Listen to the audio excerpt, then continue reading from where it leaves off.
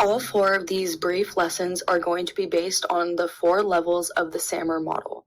The first level being substitution, the second level being augmentation, the third level being modification, and the fourth and final level being redefinition.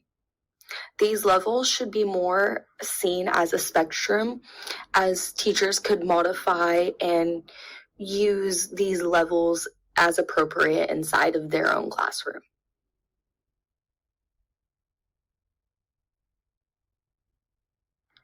In this lesson, students will use a technology platform such as Microsoft Word or Google Docs, and they will record their facts up on the California mission they are researching. This will directly substitute pen and paper and will have no change on the assignment, as the assignment is to just record facts they are learning upon their selected California mission.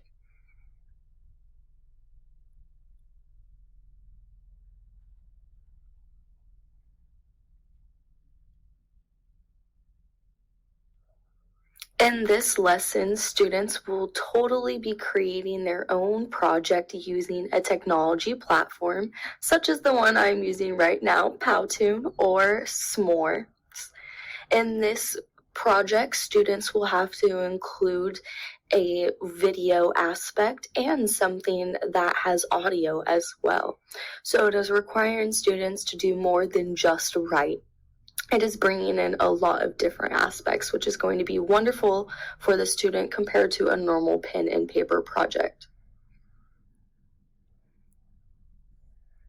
This last aspect is going to be having students create. They will have to create a realistic digital model, which is much more realistic compared to the old ones that we've done using popsicle sticks or drawings.